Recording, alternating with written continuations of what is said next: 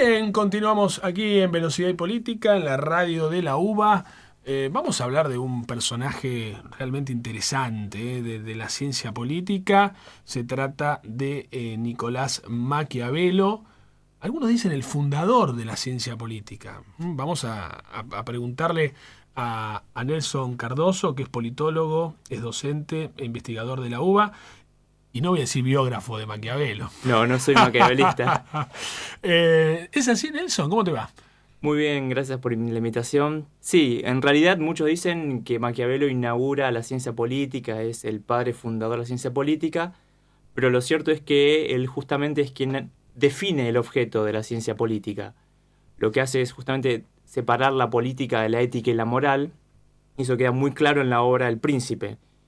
Después se van a ver todas las discusiones que se dieron en torno a si realmente Maquiavelo fundó una ciencia con un método específico o si realmente recurrió al método histórico. Digamos, eso ya lo planteaba Bobbio cuando hablaba de ciencia política en sentido amplio y sentido estricto, pero nadie va a negar que la definición que hace de política y de poder Maquiavelo es la que usan todos los politólogos a partir de 1500. Claro, interesante. Entonces, desde ese lugar sí se lo puede considerar como una piedra basal de la ciencia política contemporánea, si querés, ¿no? Pero claro, es verdad que la política, no sé, uno está pensando justamente en la política de Aristóteles, tenía mucha carga valorativa, ¿no? Estaba quizá muy ligada a la filosofía política, y Maquiavelo es como que va al corazón del poder, ¿no? Digo, de algún modo lo plantea desde otro lugar. Sí, exactamente. En realidad, cuando uno ve las reflexiones de los clásicos, aparecen preguntas normativas tales: ¿cuál es la república ideal, la forma de gobierno, la mejor forma de gobierno? Y Maquiavelo lo que hace es inaugura también el estudio descriptivo de la política, es decir, la política real tal cual es.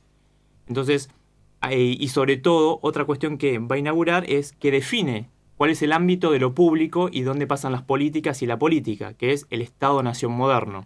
Claro. Vamos, que ya estaba lo que veía sobre todo en otro estudio que es Cose de la Franche, cuando él es designado embajador de Florencia en Francia, él ya ve que Francia se organiza como un moderno Estado-nación, con un territorio, con un ejército nacional basado en reclutamiento forzoso de ciudadanos, y esto ya le empieza a abrir la cabeza sobre la reflexión en torno a que Italia tenía que organizarse como un Estado-nación moderno, y sobre todo en el tema de la materia de defensa. Claro, claro, interesante, porque Nelson Cardoso escribió hace un tiempito atrás, vamos a decir un año. Un año atrás, más o menos. Bueno, justamente un artículo sobre Maquiavelo y sobre los 500 años del Príncipe, ¿no? Digo, ahora ya pasaron, digo, estamos en 501 años, ¿no? Para decirlo de algún modo.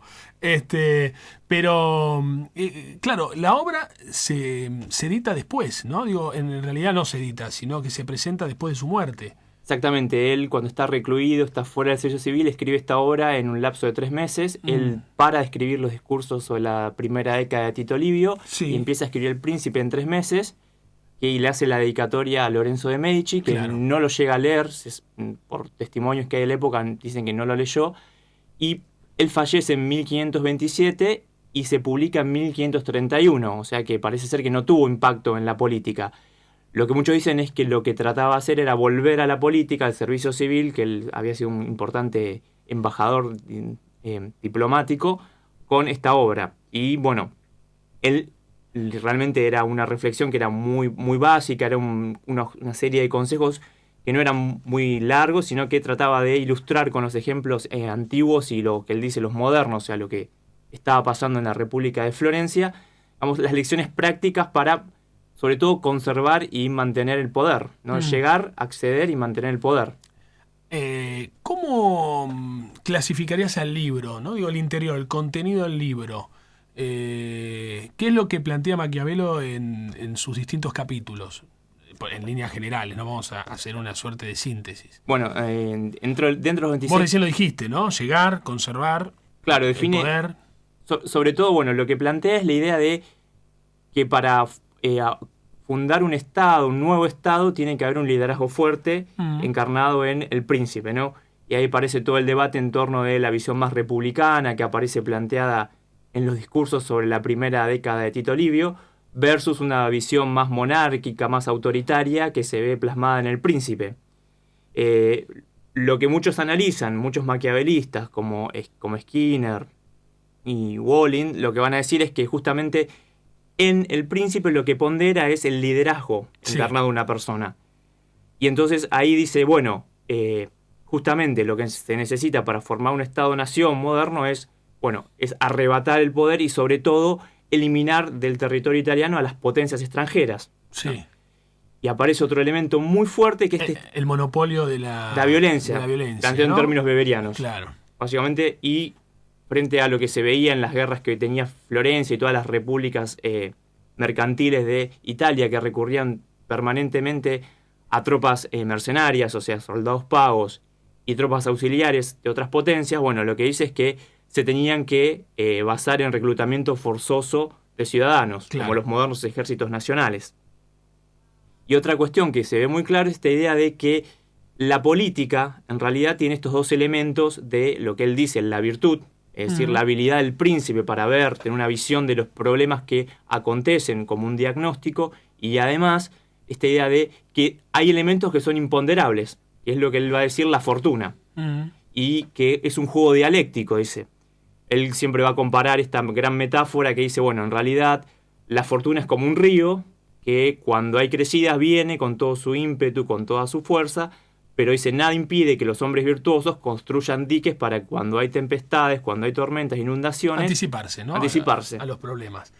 Qué interesante. Estamos hablando con Nelson Cardoso, que es docente e investigador de la UBA, es politólogo.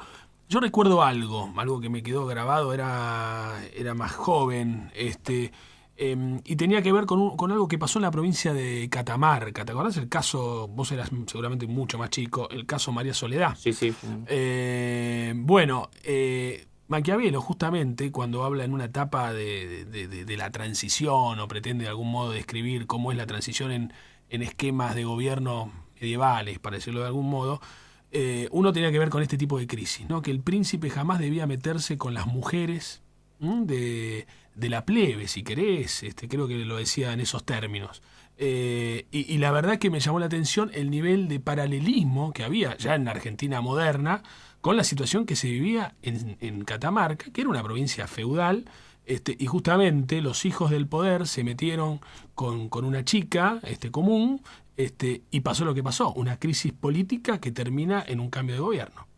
Sí, en realidad Maquiavelo justamente dice que los hombres olvidan todo, dice las ofensas, todo, pero cuando se meten con las mujeres, dice, y con la propiedad, digo, es las cosas que claro, no tiene que tocar. Entonces aparece ahí una idea también, si se quiere ya, que anticipa, digamos, esta idea del liberalismo, digamos, que hay ciertos derechos que tienen que ser resguardados, unos mínimos de derechos civiles, ¿no? Y él justamente define muy bien cuál es la órbita en la cual tiene que el príncipe actuar. Y se tiene que administrar castigos, eso es muy, muy fuerte, muy marcado, pero no tiene que permanentemente atropellar los derechos civiles de la vida, la propiedad, la integridad física. Claro. Entonces, y también dice la propiedad, dice que es un elemento muy importante, que ya adelanta en 1500 lo que va a ser después todos los movimientos liberales que van a defender tan fuertemente la propiedad privada. Claro.